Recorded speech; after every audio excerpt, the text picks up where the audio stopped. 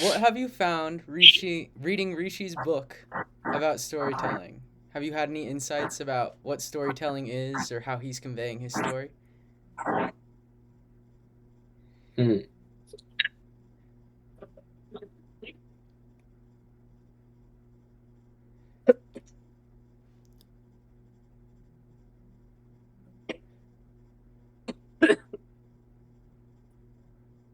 Yeah, I guess I'm trying to compare like his book to other books I've read just out in the wild.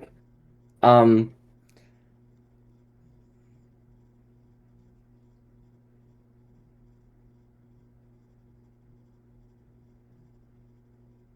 from what I've read so far, Rishi's your book is very fast and it's very bold right from the start, right? So I think it's um a lot different from other books which rely a lot more on build up and payoff because at the start it's already like bang, here are the ideas, like here are the conflicts, let's see what happens, right? And dude, I saw that the fucking desert man, he's so cool. He has so much aura, I swear to God. Like that's how you build up a character, the desert Wait, man. And I guess like it just hits you with like inspiration right from the start, right? For me, it did. However, I think with the lack of like setup, right? You just kind of jump straight into the ideas. It's not good for a general audience in trying to like build up the ideas, right? I mean, the prologue does that somewhat like reading the prologue beforehand because they're the same ideas basically. yeah. But when I usually read a book, it takes me a while to get to where the author is like really finalizing their ideas and like giving you the stuff that they really want you to take away. And so when I start a book, I'm not expecting something like that. And when it happens, it's kind of like, especially if I don't have any um, context or personal understanding of what they're talking about, it's harder for me to get into at first. So I think at the start of your book, people might have a little bit of like a difficulty getting into it, but once it like the ideas click, it's super fast, super motivating. It's super. I love your descriptions too, like Thank you. they're all filled with they're not just like filler Philosophy. words. Like you're actually putting meaning Mhm. into like Yeah. what you're trying to say with the descriptions of like the desert, the people, right, the town, right. Yeah. Thank you. Thank you. So you're saying the prologue is harder to get into for a general audience. The prologue is yes, and if not including the prologue, I think the book is a bit slower at the start, but it still jumps right into it, right? Yeah. Interesting. Okay. And what Max, do you think about what it conveys with the story? Oh, sorry. Oh, go ahead. no, go ahead. What do you think it?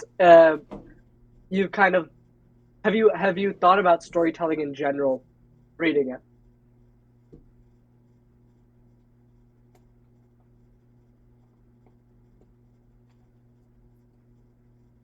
Hmm.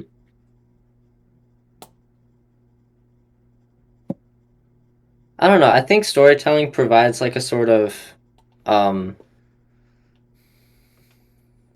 like idealized world for your real world ideas, you know? Like Yeah. I would read this book and once I finish it, I'm sure I'll have like the same ideas in my head as when I started it, right? Cuz we're thinking about a lot of the same things, right? Um and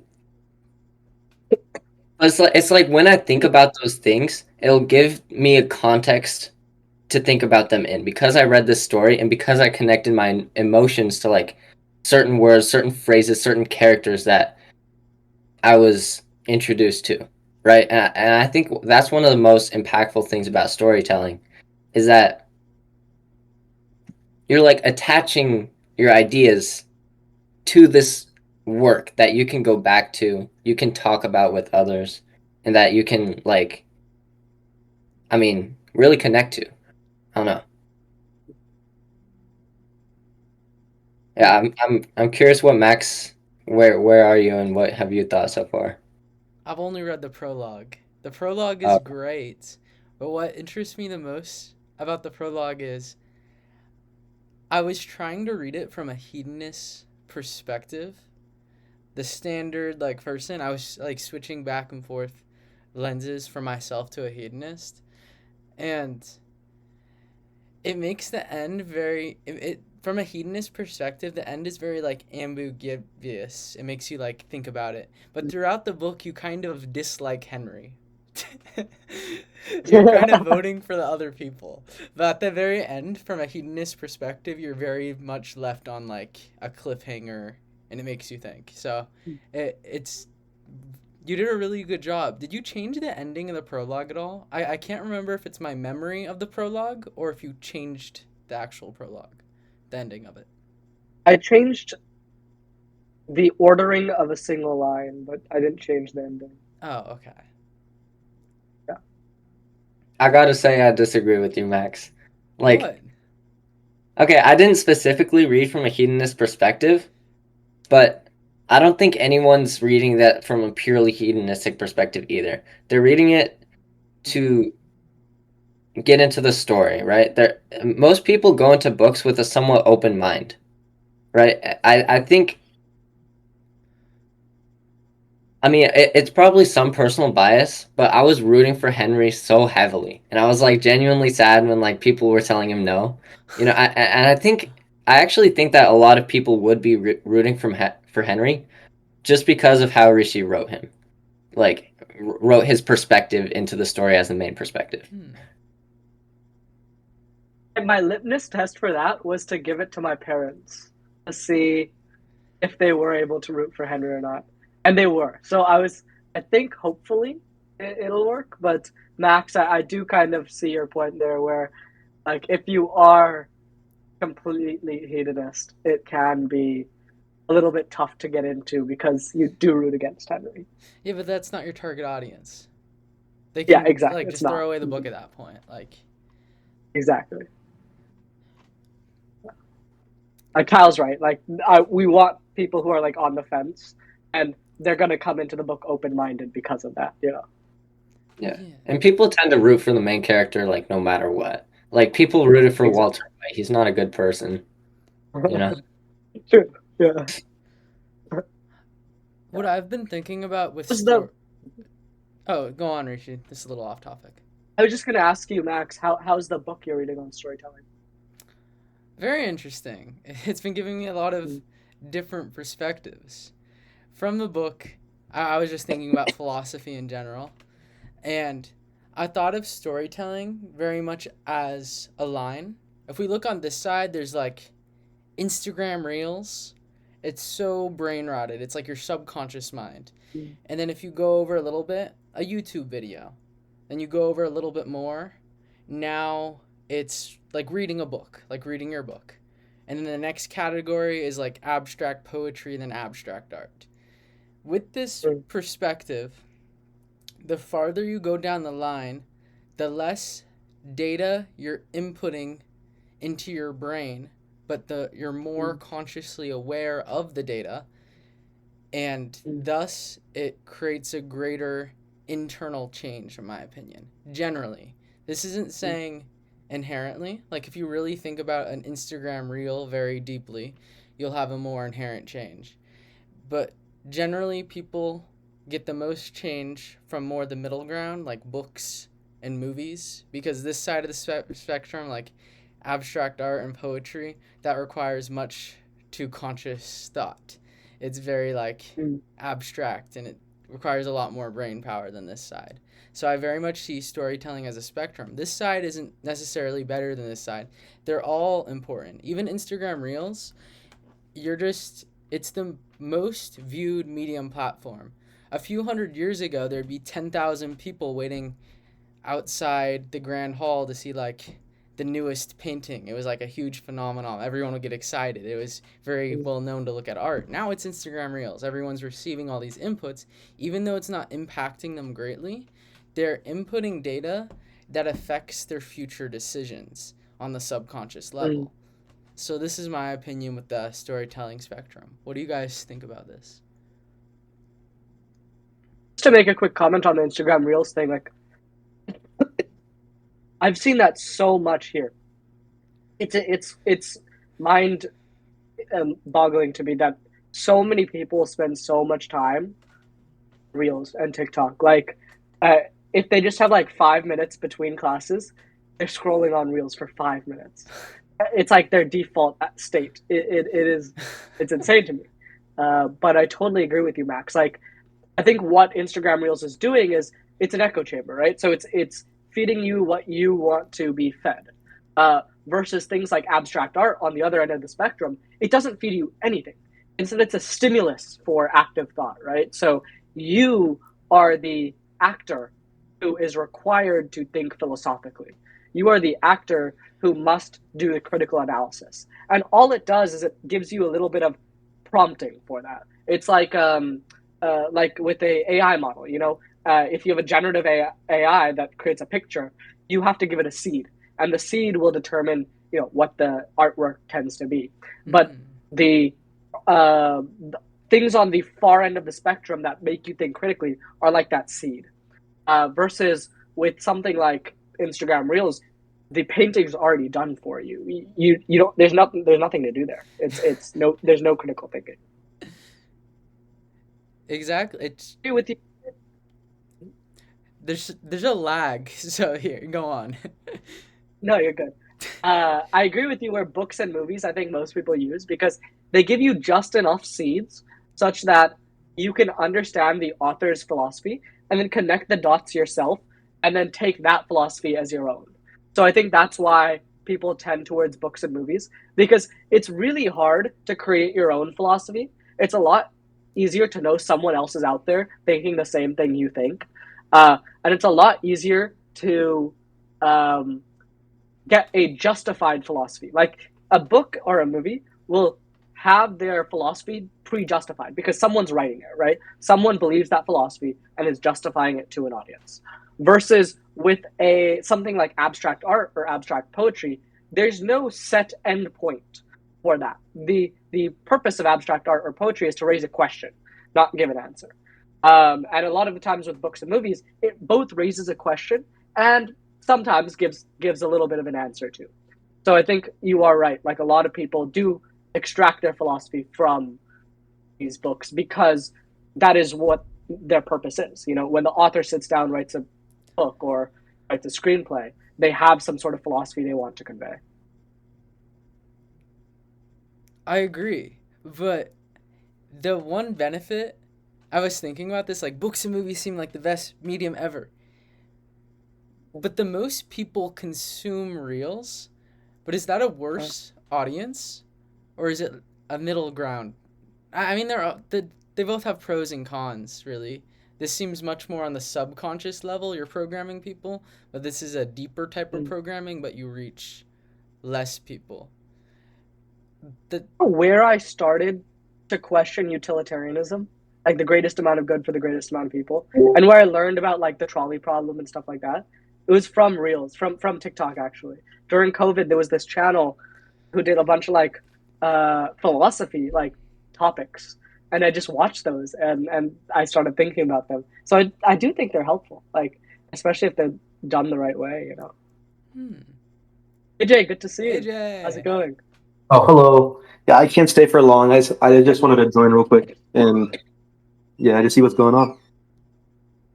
No worries, no worries. But good to see you. Good to see you.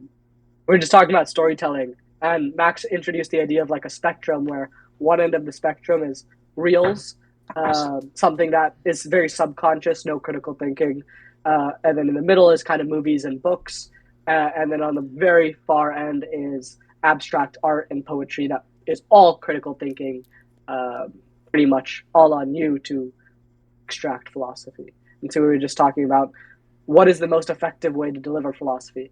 And Max was talking about reels and whether that is an effective mechanism.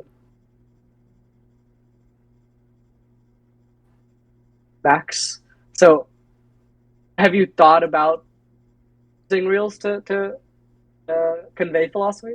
Yeah, I've been working on a ton of ideas. That's all. Okay, interesting. You more just have to go, rather than going for views, you just have to create something really cool. You can't focus on views. Mm, yeah. So, I mean, the good thing about like those types of algorithms, right, is that they'll reach the right people, hopefully. You know. yeah. What is the book? The book you're reading? I'm very curious. Like, what's it about? Give us like a summary. Neuroscience of storytelling. It it goes through a lot. It Mm. it talks about how marketing, when you're trying to sell a product, it's better to address a conflict which creates a narrative and then have the product be the solution to the conflict. Because if I was Mm. trying to sell deodorant and I told you guys, buy this stick of deodorant, it no one would buy the stick of deodorant. You have to build a narrative because evolutionarily, our brains have a form. We're always trying to seek a narrative. We're always trying to understand things. I was talking to Kyle about this on text message. There's this theory. It's called RAT, random activation theory. It's that when we sleep, our brain is doing a ton of random processes to moderate itself, essentially. And our conscious mind, our conscious awareness, gets moved to our subconscious mind. And in this process, we are trying to create a narrative from all these different processes of the brain into a coherent story. And that's what dreams are. And it goes into more depth. Like, I was, parts of this are my own thoughts and like, look at my own research, but sleep cycles and we sleep very strangely. Like we get in and out of REM sleep. It's weird. So if we look back at evolutionary apes, cavemen, when they were sleeping, they would always have to be in alert. Our dreams have a Mm. big connection with the limbic system and the amygdala. And I think the reason is when you're a caveman and you're sleeping, you have to watch out for predators, you have to watch out for lions. So you always have to be a little bit alert. And our Mm. brain is constantly thinking like, what if a lion is here, what if this, what if this, with the limbic system. So it starts to create a narrative from the activation of these emotional processes of a threat of something to come to kill you while you're sleeping. Because a lot of dreams, there's crazy statistics. It was something like One thing, 90% of dreams are all bad, they if I all have a conflict. sorry, if I could interject real quick though, Max, Yeah. if is that reactions? Are these reactions because of the central nervous system or the peripheral nervous system? Because I feel like if it's like a part of the peripheral nervous system, for example, like the stimulus to outside responses, say a predator's near you, right? That wouldn't really affect like your brain shutting down because it's more your energy going through your nerves, right? So like, would that really be the reason that for like what you were saying before? I'm not exactly sure.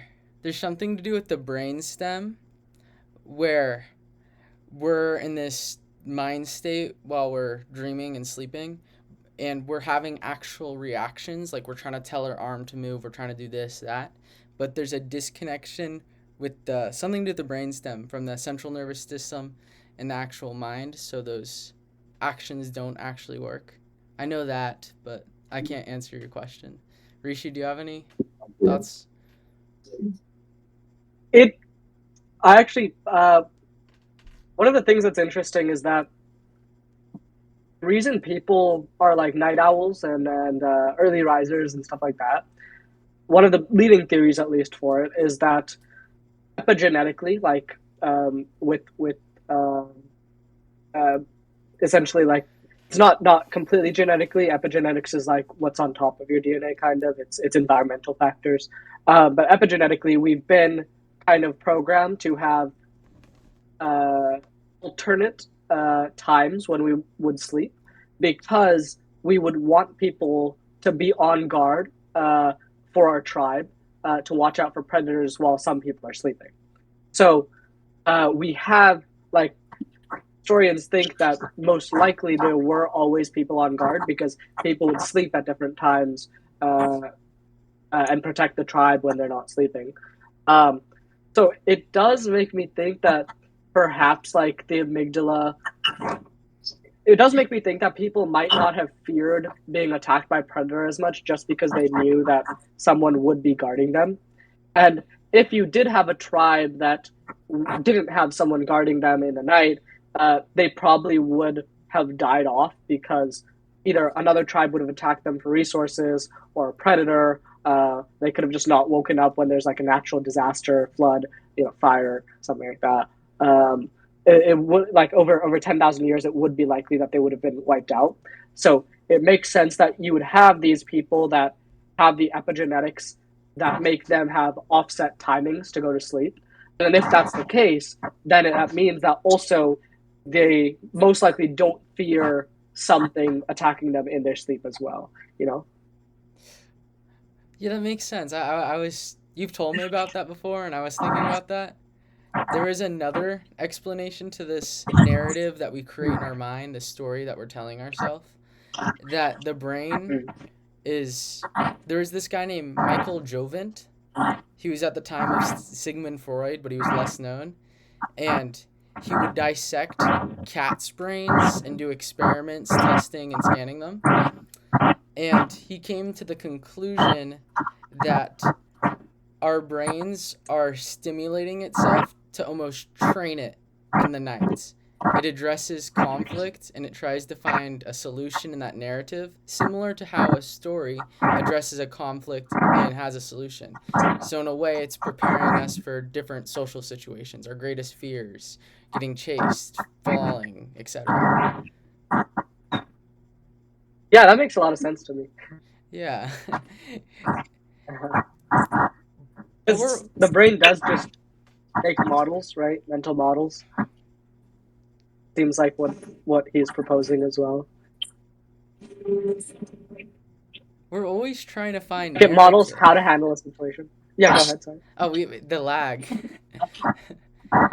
Yeah, in every situation, the brain is trying to find like a narrative, a story, an explanation. Even in class, the classes that I have a baseline knowledge of, it's much easier to learn and become curious because I'm building a story on this baseline knowledge. Versus no baseline knowledge, it's harder to create this story narrative. Every situation we're like desiring a story to understand.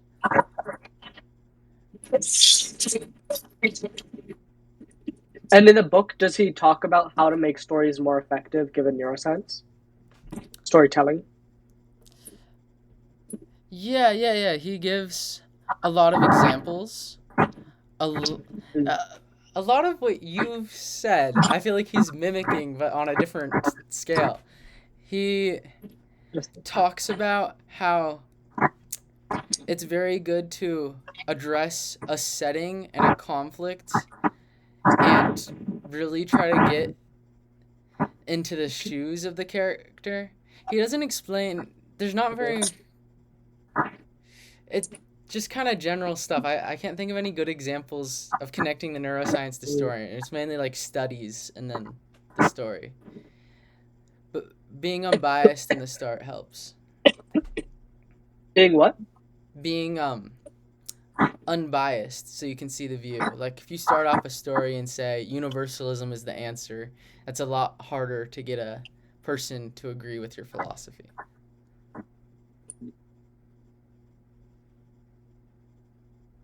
I think one of the biggest things, especially about storytelling through, well, I guess any type of storytelling, right? Like, traditionally it was used to convey information, right? Like, we didn't have any form of written, we didn't have any way to kind of hold information.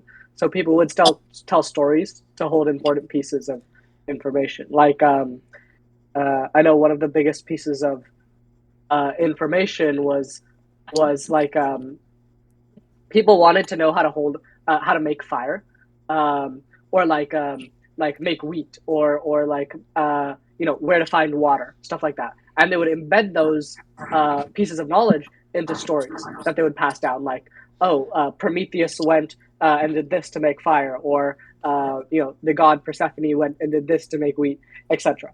And so they'd create these elaborate stories so that people would remember, where things are, how to do things, etc.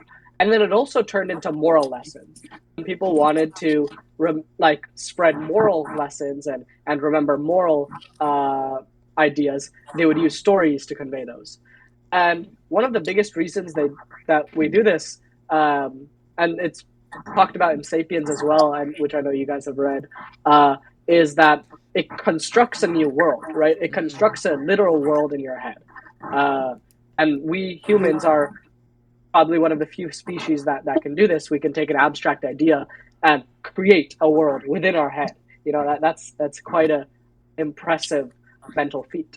And if you can use stories to do this, then the world that you create in your head, that you interact with in your head, now when you interact with the real world, you reference the interactions you've already made with the mental world, and then you can use those to interact with the real world too.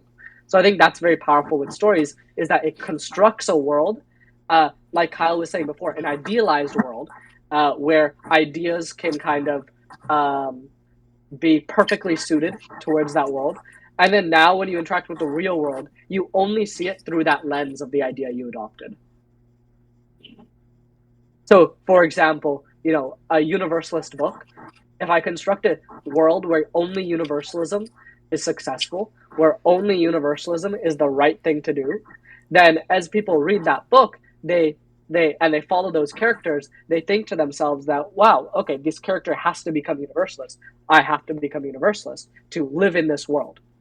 And then when they finish the book and they have looked at reality only through the lens of universalism, they've divided the world into hedonism and universalism. Now when they look at the actual world and they see people living hedonistically and people pursuing knowledge, now they start to make that division themselves. And so the Buddha called it, mental formations. We create these like societal and idea-driven projections on reality, and that's what we're doing. We're reprogramming that through a book, making the audience project that onto reality. I have an interesting thought based on that, Rishi. Based on your story, do you think there's individuals that it's not impossible, but like extremely unlikely that they'll be able to empathize with your story and be able to take that perspective? Like a hardcore. I think there's quite a few. My sister, is probably one of them. She's pretty hedonist, and so I think she'd. I think when she read the Henry story, she didn't necessarily empathize too much with Henry, or she didn't like Henry too much. So I think, especially when there are those kind of hardcore hedonists. If you look at your sister's brain, why do you think that is? Like, why was she unable to empathize with your viewpoint? I think she has a lot more serotonin than dopamine.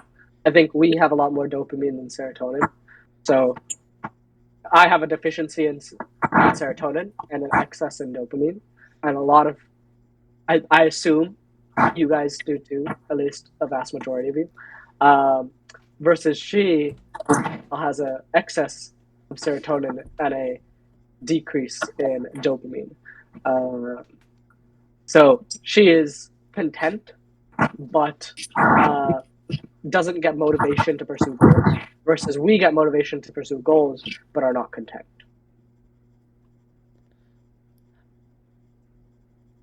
Is that what separate? Is that actually like scientifically like a difference, or? Yeah, serotonin is what you get when you are basically content. Like, if you, so okay, I'll give you. Actually, it's easier for me to do dopamine first. So say you take a bite of chocolate. What's going to happen is you're going to get two chemicals that get released in your brain. You're going to get dopamine. You're going to get norepinephrine. So dopamine controls your motivation.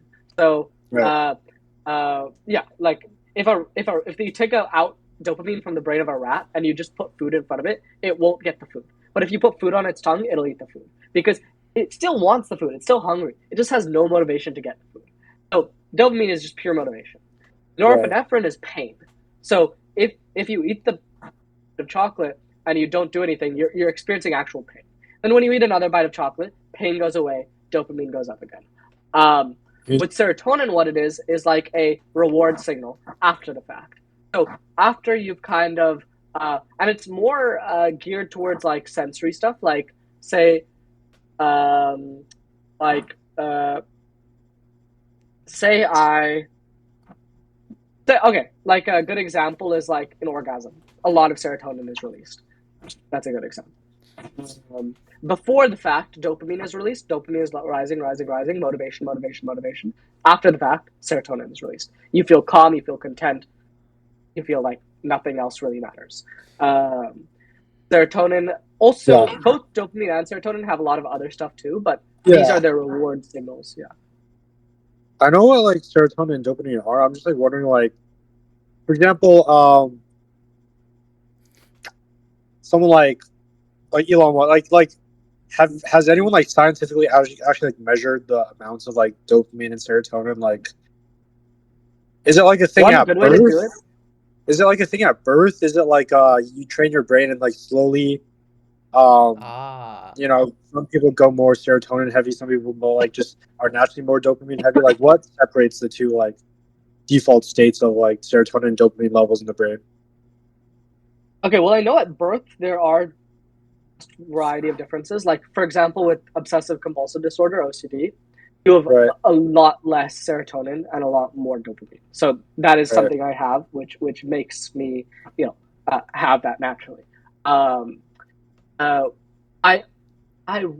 do think you can kind of train your brain to do so, but I'm not completely sure on that.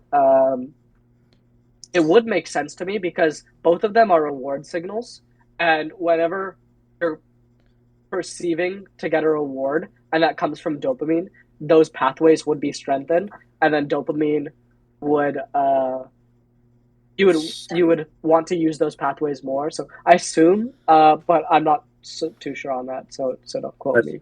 But yeah. Yeah, I mean, to me, it makes perfect sense that you should be able to change it. Like, I mean, like a Buddhist monk is like basically training to release serotonin just from like sitting there, aren't they? Like that's something they have to train by through meditation and through changing their mind manually, right? And it's I've experienced this myself where like a year ago, so much of my focus was on the present moment and like basically appreciating that moment specifically as much as I could at each given point, right? And that was like my entire life where I wasn't really thinking about the future as much. I wasn't thinking about the past. All that mattered was the present and what sort of things were important right now. So like that brought me a lot of serotonin, right? And over time that's completely changed to where now like in the shower I'm not focused on the warmth of my skin, right? I'm like thinking about, what I'm gonna do tomorrow or something.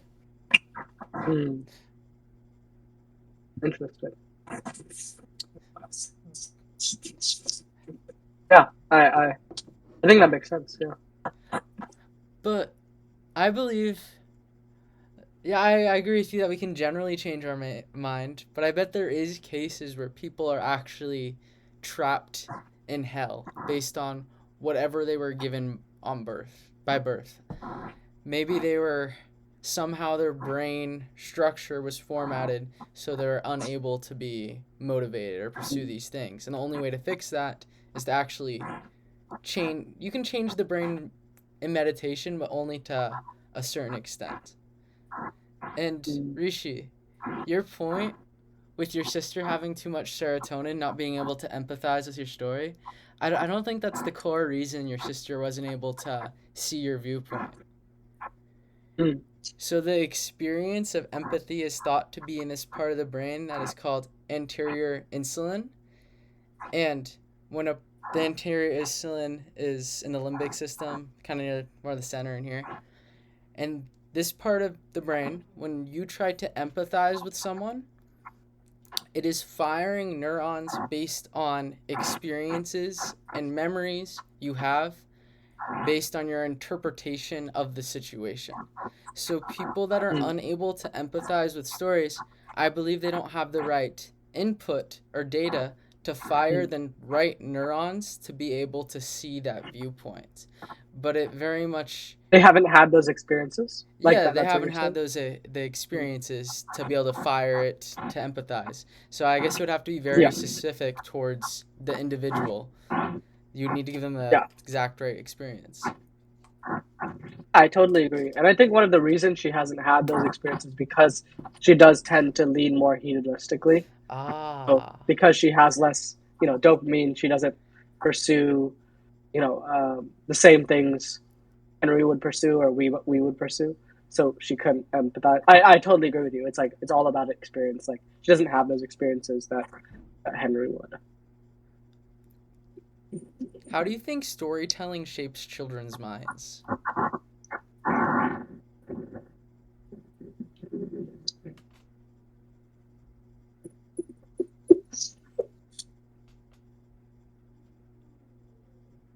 What was your favorite story growing up? I loved Dumb Bunnies in elementary school. Then, like, cartoon wise, I liked. Yeah, you very much you embody those people. Like, what you play at recess and the games you choose is based on the stories you watch. You don't have too many role models, right? So No. when those stories become your role models.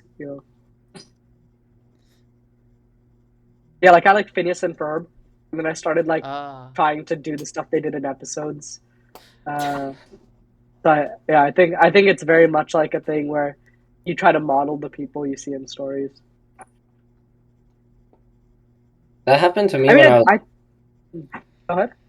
that happened to me when I was older, and I was like, I guess maybe I wasn't exposed to like good stories when I was young.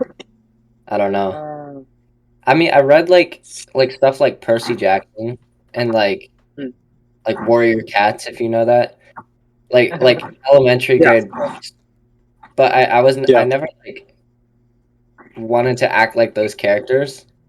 I treated them more like stories up until like middle school, high school, where I started watching anime, and I was looking at these Oh, people. It's which like, anime have damn, you seen? I want to be like that, you know? Wait, Kyle. What are your favorite anime? Favorite anime? Yeah, which Um, ones did you watch and did you want to be like them? Ah. hmm. There's been a lot. There's been a lot. There's a show called Mushishi. Oh shit. Yeah, I sure. wanted to be like Ginkgo for a while. I loved how calm and you know, kind he was. Right. Yeah, I respected Ginkgo, and then more recently, Luffy. Luffy's so Oh, cool. I have a One Piece shirt on right now. Yeah, Hey. That's funny. dude, yeah, Yeah. One Piece. I loved Hunter x Hunter too. Hunter x Killua. Hunter, yeah. Yeah. Uh,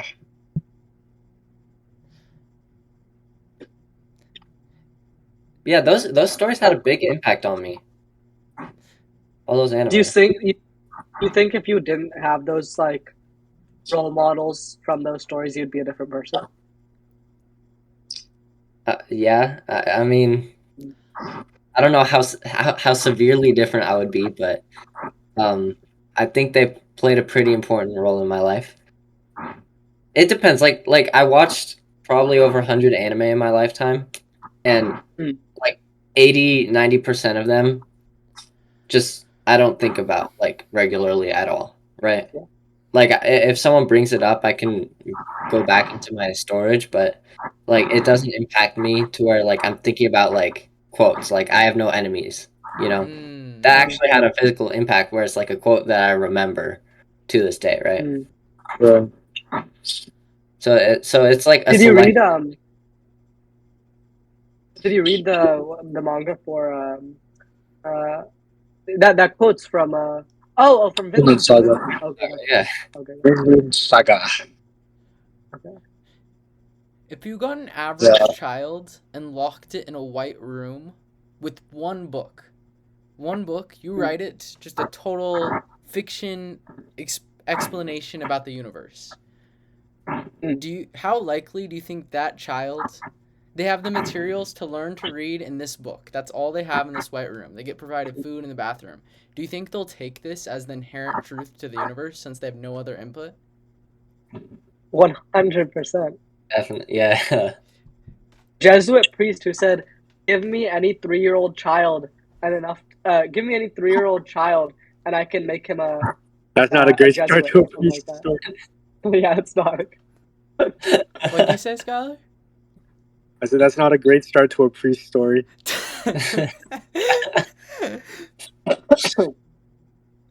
But yeah, like essentially, if you take like any small enough child, give them a story, they will believe it. You know, like it's their only explanation of reality, right? Like you give this kid a book, and that's the only thing they know. Like it's gonna be their reality. Yeah, like most people are essentially their parents, like until like Yeah. elementary, middle school, you know? Like they literally just how they think is exactly how they were taught by these people who are role models. So. And if you even think about things like if you think about like a religion, any religion that you think is maybe something you don't believe, and you look at it from an outside perspective and you think, oh, this is very interesting. I wonder how someone could believe that. The reason is probably because they grew up believing it, and so that's become their view of the world, right? So I think any book that goes for, if you just give a kid a book at 3, they'll definitely adopt it into the worldview. I always wonder what like religious people's argument is to that. Like I saw a reel where it was like college student debates, and the student was saying like, you know, you're only Christian because you were born into a Christian family, right? And the guy, Cliff Nettle, I think if you know him, he's pretty popular, but he got like pissed. He got mad. He was like, "How dare what did you he say to say?" that? You know? What did he say to that though? He's just Yeah, like, "How dare you?" that's how he started because he was just like he thought it was really rude or something, right? I don't remember his actual points though. Maybe the video cut out. Maybe it's just like rage bait.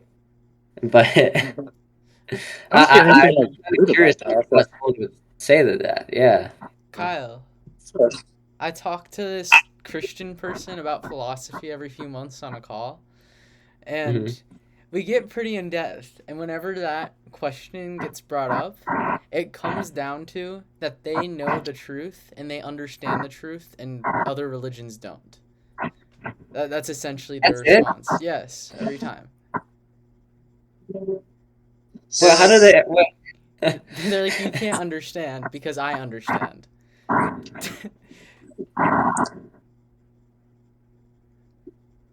That's crazy.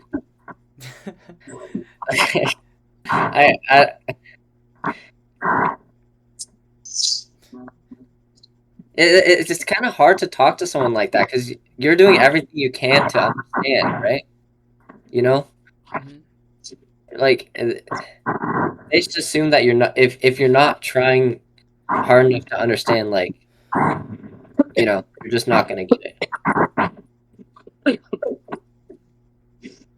I mean, I think it's pretty difficult because you exist on like 2 different value systems, right? Like, there's like one of you probably believes in God, one of you doesn't, and then like, what do you do when they ask you like, what like, for us, if someone asked us like, why are we here, we just would have no answer. We'd be like, I don't know, and that's okay. For them, they have an answer, which is God, and like it's like the default answer to anything they don't know, right? So like you ask them like, why is this? Why is that? Why is there that many stars out there? Why is the sky blue? Like God. That's it. Like it's a kind of placeholder answer for everything else. Yeah. And it's just too scary to think about the other possibilities because, like, blasphemous to like, because God should read your mind, so you can't really even think. Like, you can't like take the time to like think about the other possibilities either.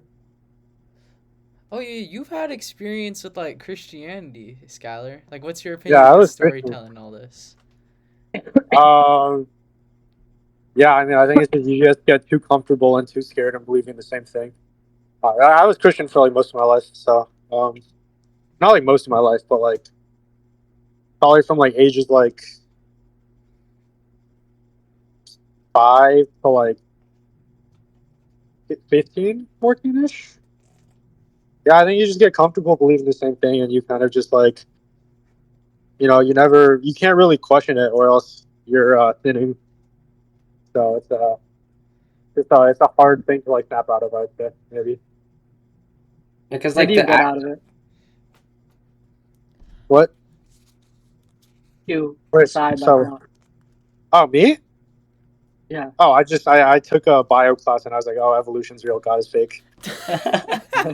Yeah, I'm not even kidding. I actually just like, yeah, like just I literally just it's like I just like heard about like, well, I obviously knew about evolution, but like just like having to like study for it in class like made me like have to like force me to like think a bit harder about it, and I was like, honestly, like this is just yeah. didn't you try to like fit in evolution with like what you knew about the story of God? Like they try and do it in class, but it's like kind of like a pathetic attempt at it. I think like not like pathetic, but like it's just not a good attempt because Yeah.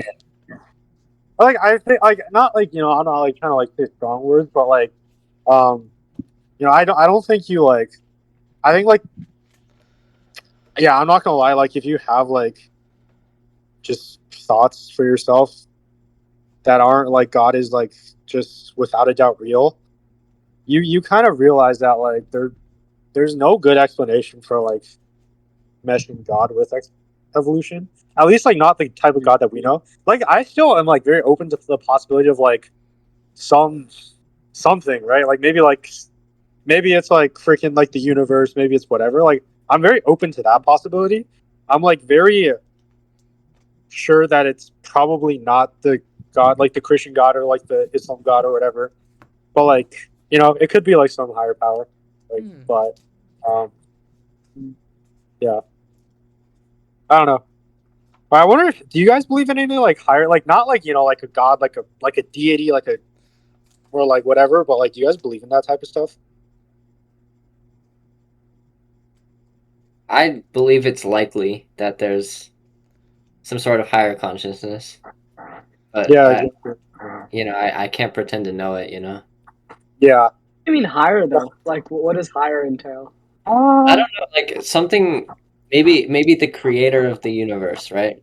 Maybe the Something universe like is it's a conscious. I would something with a will, I guess, that like once like acts on like yeah. I mean, like like maybe it's just the universe itself, right? But like something with a will that can like act on like at a grander scale than just this planet or like maybe even this universe or whatever. I don't Mm. know.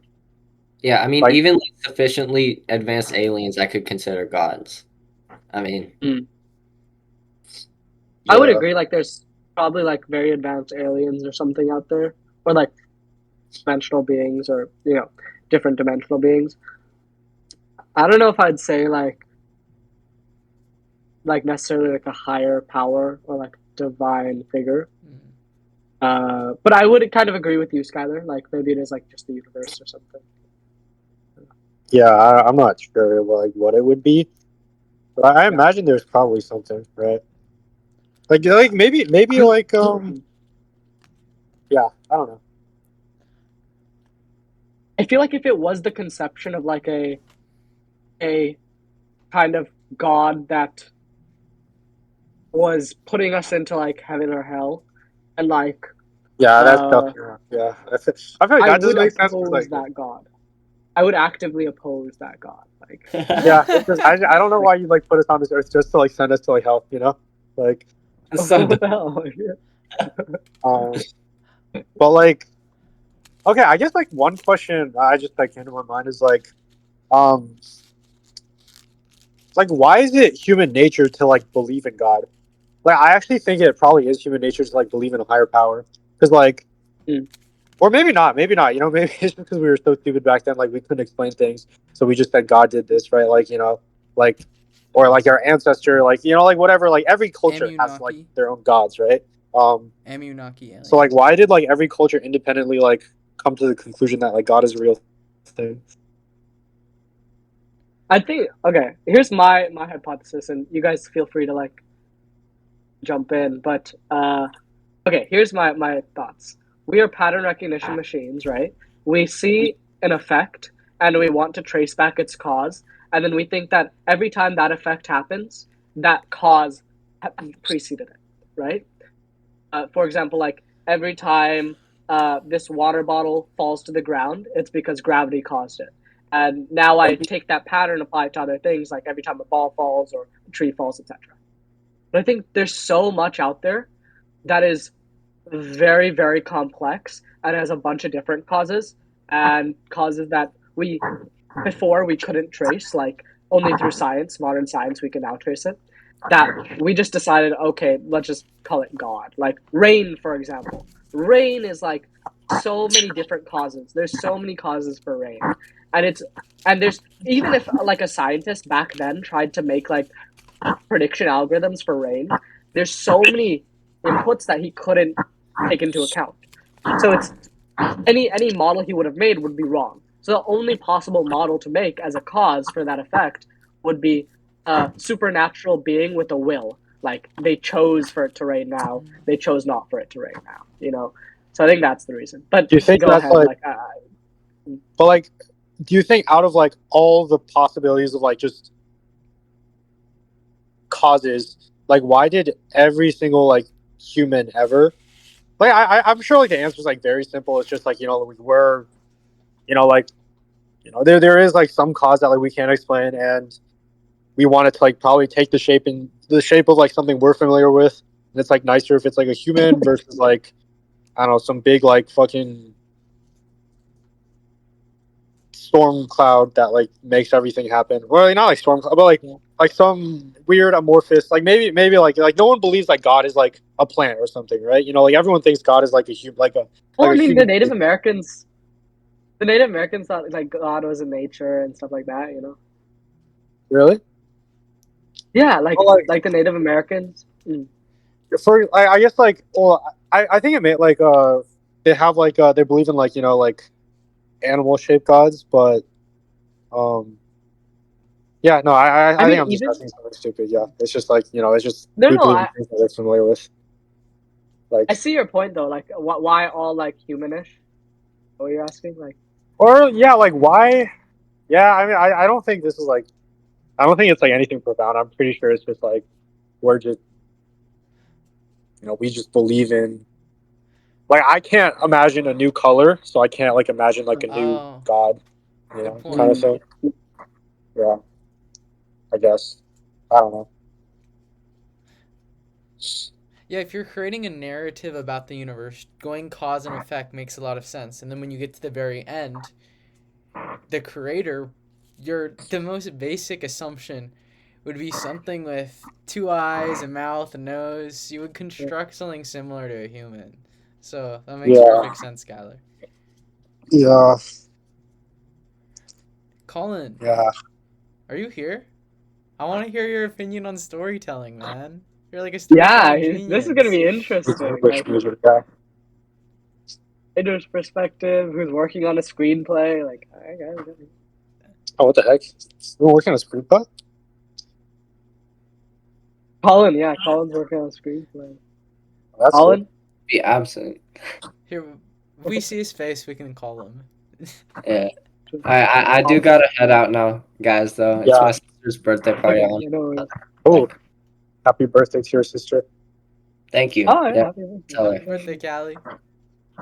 Have a good night, guys. Bye, Kyle. Good night. Bro. Wait, Rishi, what classes are you taking, by the way? Yeah, I'm taking physics, math. There he is. Okay, physics, math, business 101, operations, and mechanical engineering. Colin, Sick.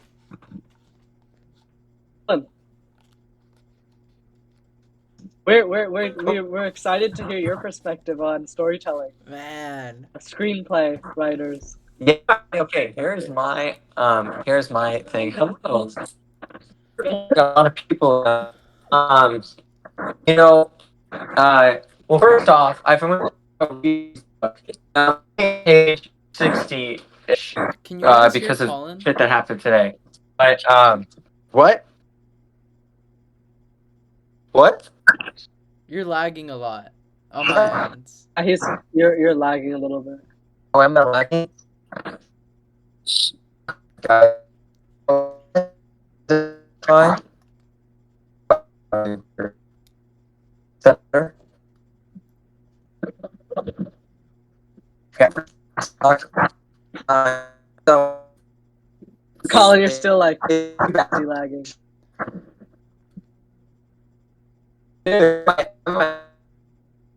Wait, where are you? Are you like moving around?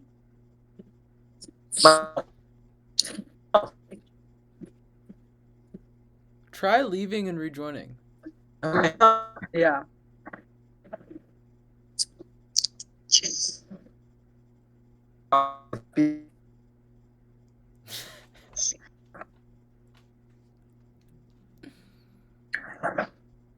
I'll text him to leave and rejoin. Is that better? Is that better? Am I better now? Oh, Yeah. yeah. Now you sound better. Right now, at least.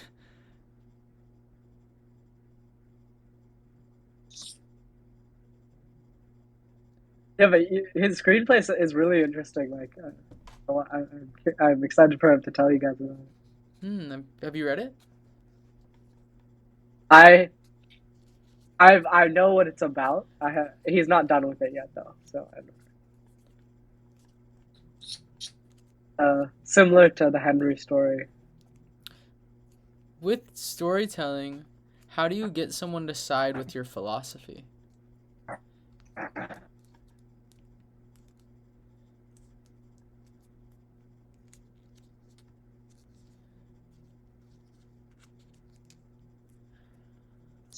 There's certain things that you can do, like if you make the character nice to the philosophy you agree with, people like nice people. You make them smile, people like people who smile. If you make the people against your philosophy all bad, it's a lot about perspective, right? So you need to have like the other side portrayed as well. And you need to have them portrayed as like stone cold, mean, like not even. It doesn't even have to be stone cold and mean, but you just show them doing stuff that people don't like, right? Like people don't like people um, who sell out, so you show them selling out. People don't like people who cheat, so you show them cheating. Like people don't like people who like. There's a lot of stuff people don't like. Uh, and so you use all the things that you know you don't like when you see people in people, and that you like when you see in people, and you apply those to your characters. That makes a lot of sense. And then you make their arcs also are very important, because their arcs have to either like their arc is really really important. It is basically how you show the philosophy. If you're saying that this philosophy is good, that should probably win in the end. Like, it's very important to show the arcs. Yeah. Do you think having a story or a movie that you're able to get submersed in is better to get a new perspective of a philosophy, or talking to someone like you or I, having a conversation? I actually think story is much better. Really? I think it's much better to start with story. Like, you should give them the book, they read the book, and they're very interested. And then you give them the community. It's a lot more effective. Like, after I read The Fountainhead, I was almost an objectivist. Like, Really? it is very, very effective. Yeah, I've thought the same way. Like, I've been coming up with a ton of different comic story ideas, all this stuff, and I keep showing it to my dad. He's not universalist, but whenever I show him one of these comics, I'm not saying the other philosophy's bad. I'm just painting a picture so you come to the conclusion that this is ironic, this is bad. And so very much agreeing with all of these ideas, and I can see it. There's a slight change in the conversations I have with him, and I haven't been able to Interesting. get him there through talking to him. But when I keep showing him these comics and these ideas, it there's very much it opens your mind a little bit more. There's no other way to say it. It gives you an actual experience to attach to the philosophy. Yeah, exactly. Like most people without the lived experience use this as their lived experience, Understand the Yeah. philosophy.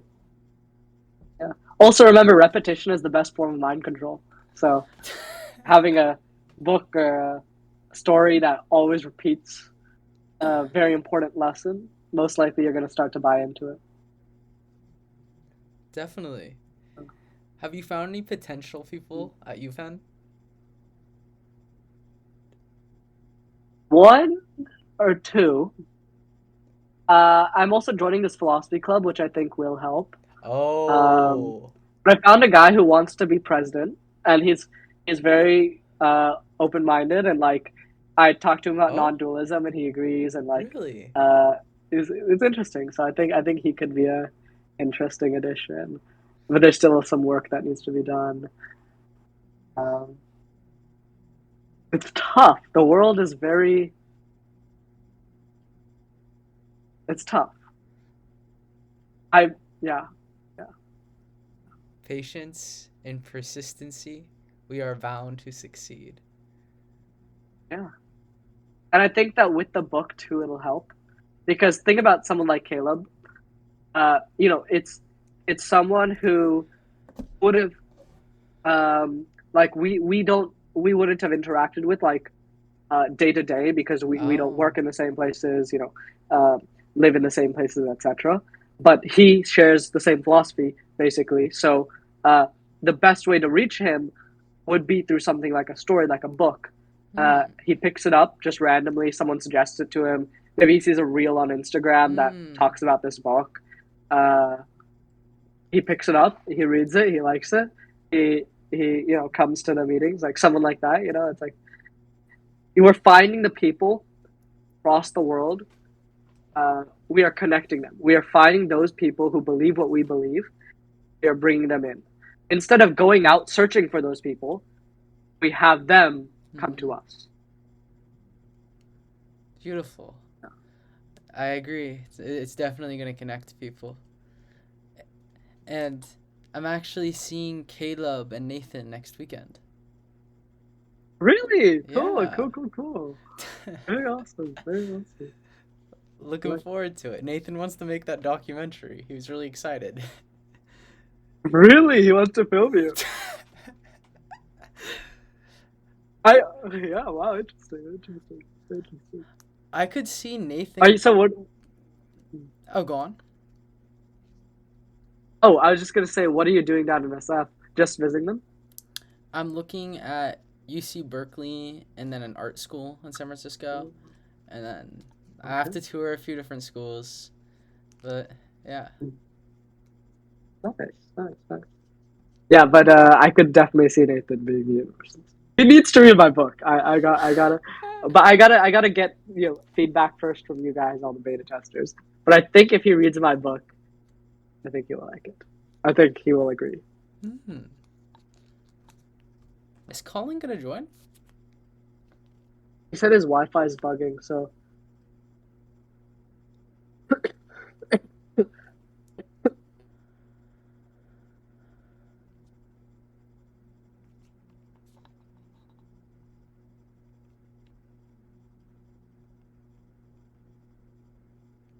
We can just wait another 5-10 minutes to see if he joins. Yeah.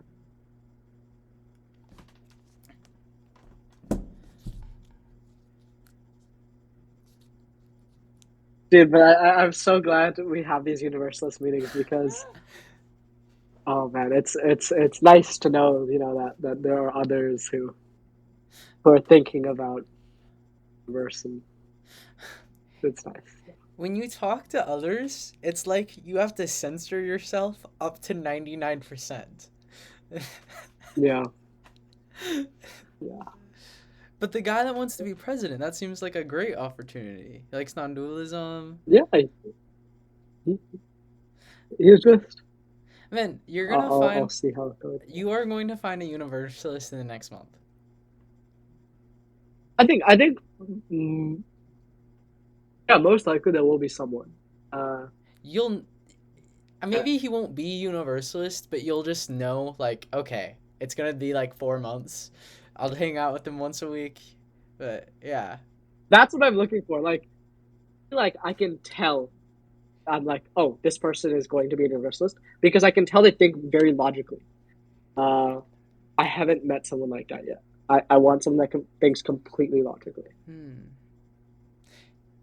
The philosophy club, I can see one or two things happening. One, universalism becomes very successful in that club, or they all hate you. They'll all be against you. And it'll be like so dogmated. I think it's being one or the other. I actually don't think they're gonna be all against me. I think this one is like a very much like my vibe. It's like people who think very deeply and then are also very silly. Like they're silly people too. But it's like high level thinkers. Like it's like not the traditional like liberal kind of like. But I see what you mean though. Like there is the possibility they could all be against me. Bro, the Bens. Yeah, the Bens. They don't seem nihilists. They don't seem like nihilists. Oh, okay. They're it's interesting.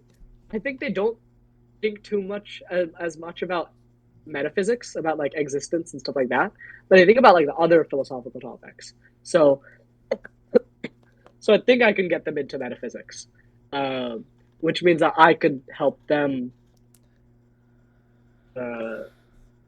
go towards universalism. Some of them also seem to be like existentialists, so like the people that say that, oh, I'm gonna create my own meaning.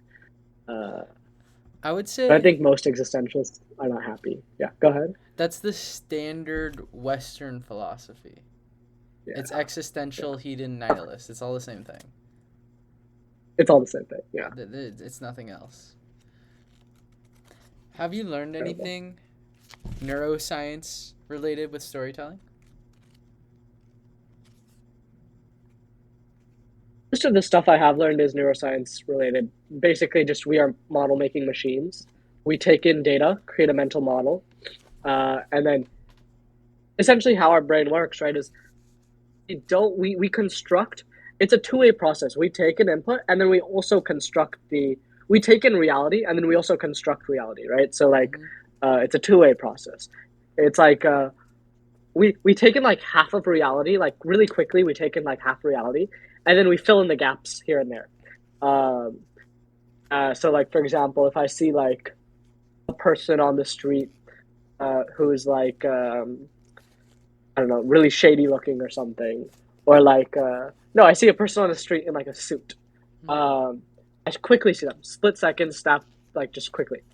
My brain is going to associate that with like business and like money and like stuff like that. It's gonna automatically form that connection, like without me doing anything. So it's projecting onto reality really quickly.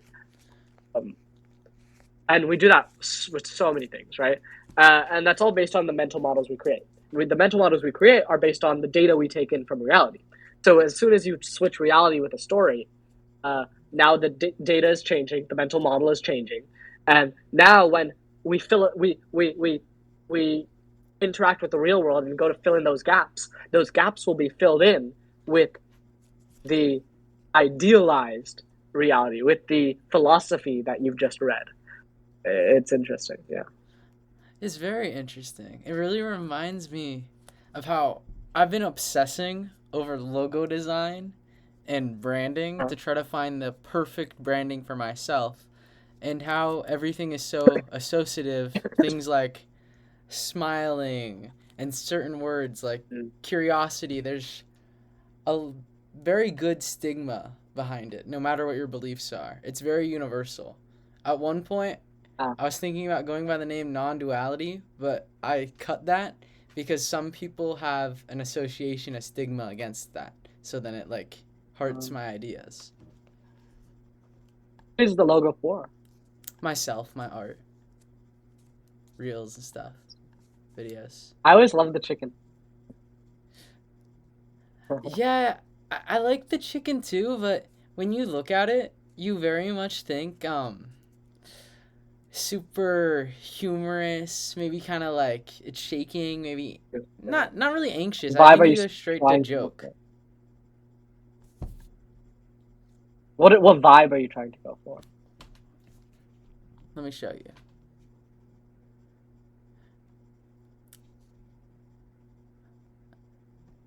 So, I want it to be more of a brand, but I can be associated with the brand. I don't want it to be super egotistical. Like Kyrgyzar in a nutshell. That can be a person or that can be a brand. I want something like that.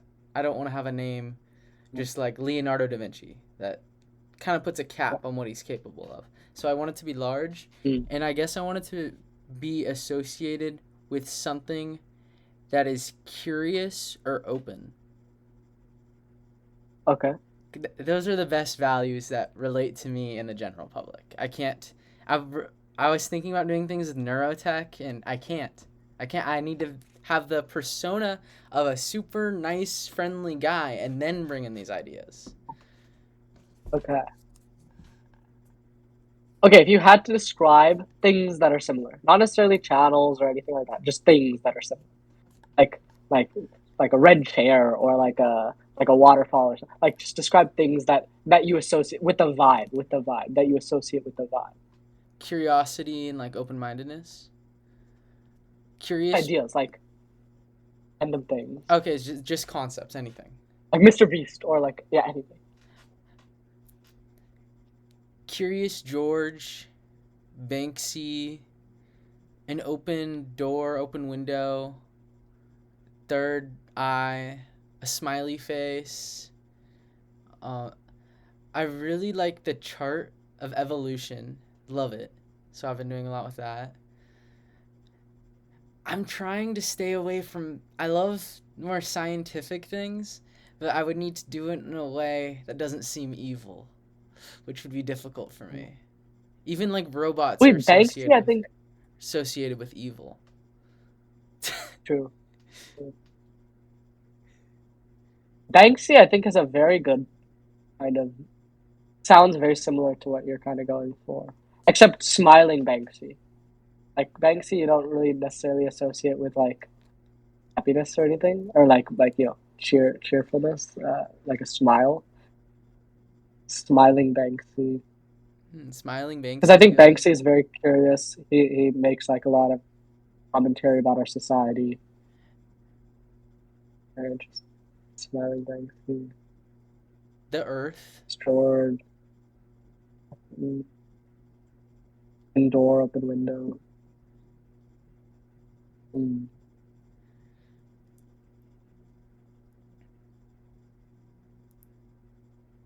What is Kyrgyzstan logo? It's terrible. I actually don't know. Like that's why it's terrible. It's an Earth. It's just a picture of the Earth. It's so bad. Maybe logo design doesn't matter too much because it's the content of their channel that does. That's true.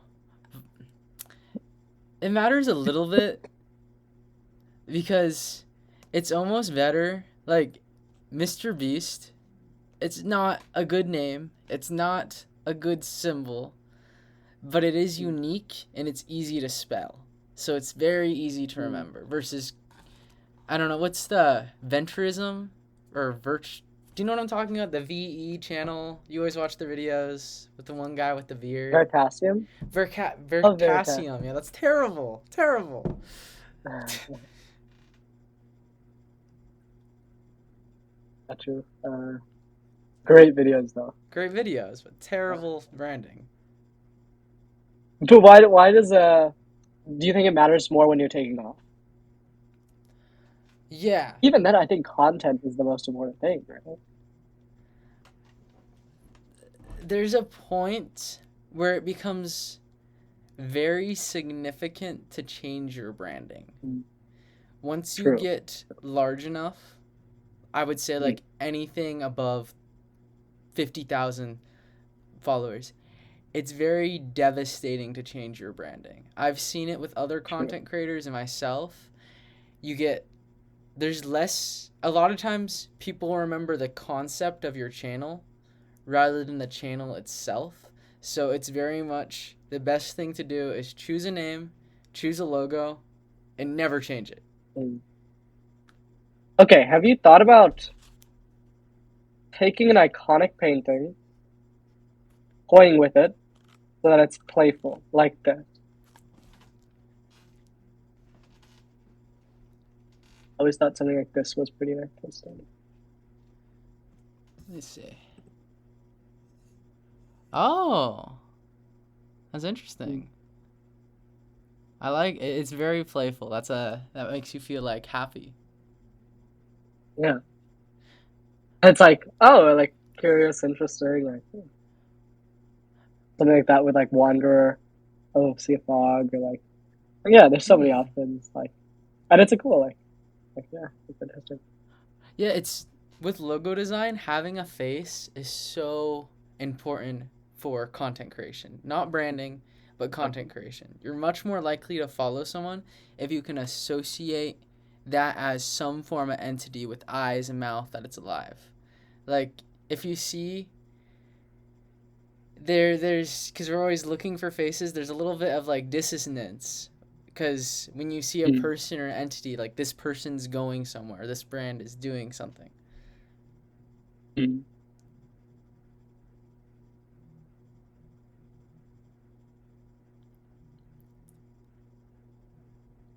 I think of good paintings then that might work. Saw an interesting poem the other day. I'll send it to you. Has nothing to do with this, but I think it's interesting.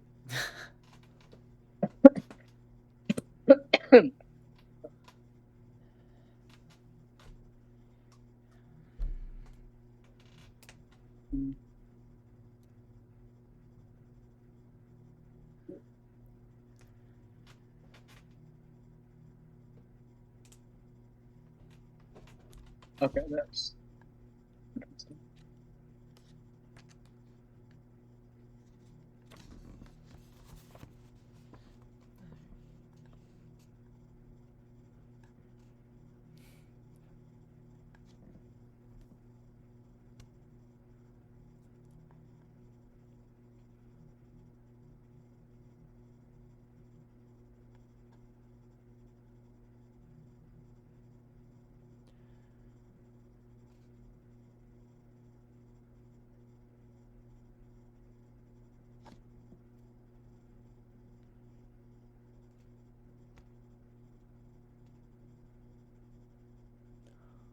That's interesting.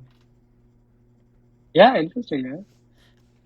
It would be cool if you could scan the neurosynapses of an individual and whatever concept they enjoy most, you have that be your branding and logo design, and then we all have this towards one entity, and we can all talk about it. We're just using different language to explain the same meaning.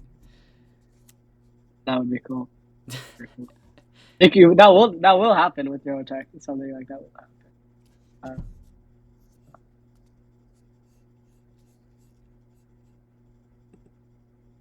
I guess I'll give Colin a call, see what's happening. But Sounds good.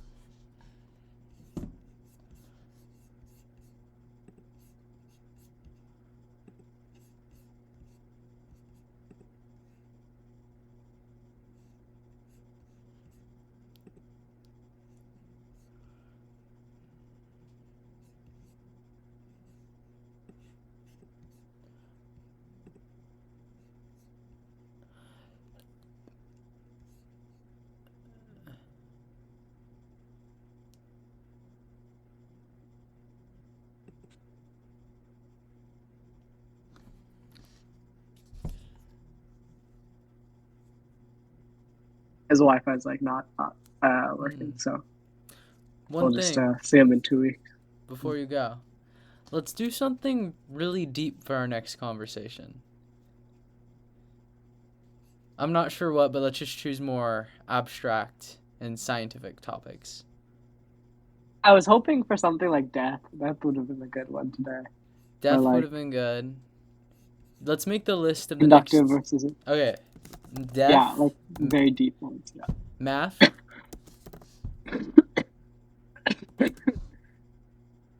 Math is a good one. all right, 3 more. Then we can head out. I think if you can put what is in front of the topic, and it's a very interesting topic, that's a good topic. Like, what is death? I don't know, like that's a good topic. What is math? That's a good topic. I think it's definitions. Definitions make interesting topics when people have Something when that we we talk about what something is. You have a good point. Something we already talk about a lot, but we don't really talk about what is it, like math or death. Exactly. Logic. Logic. What is logic? Should we maybe to differentiate a little more from math? What is logic, and should we use it? Why should we use it? Logic. I'm I thought taking a about that logic a little bit. class. Really? Yeah, it's like math. Oh.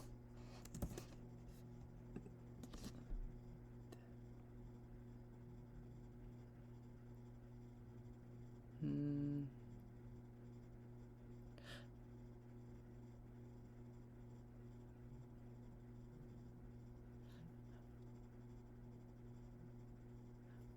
We can do deductive and inductive reasoning. I've been wanting to talk about that. Yeah, that was a good one. I've also realized with our conversations, for example, when we talked about art and it was me, you, and Caleb, that was something we've all had time to like consciously think about, and it made an excellent conversation. Having people more experienced in topics is better. So like considering who is there is also good. I mean that the polls kind of do that too. Polls? Yeah, the polls do. Yeah, I think so. Yeah. Okay, so death, math, logic, and why should we use it? Deductive and inductive reasoning, and then one last one. Morality? It's not super interesting.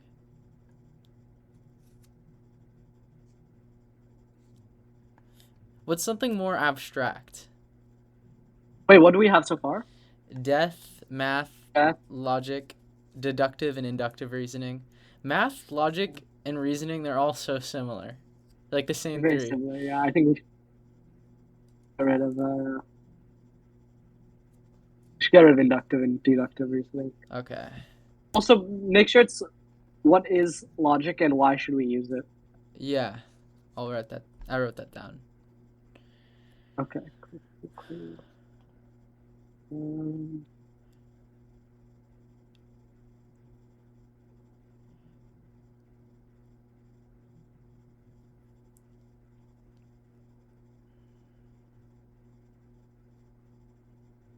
What is existence?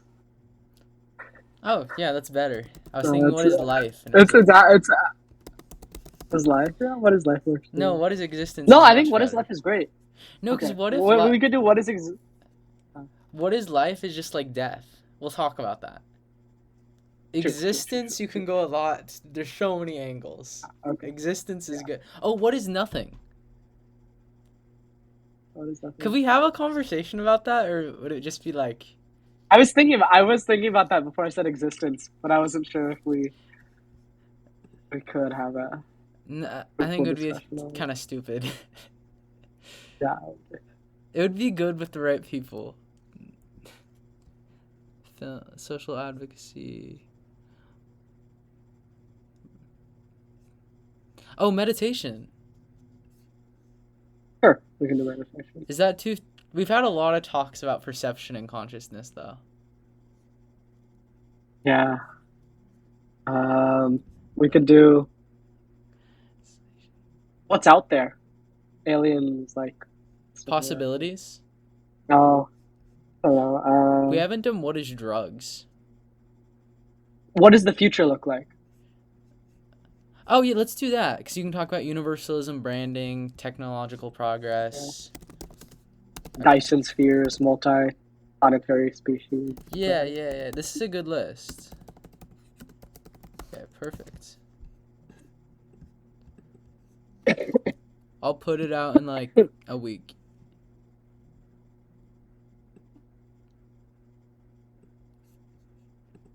Great, man. Venture All right. forth. Cool. And good talking to you. Good talking to you too.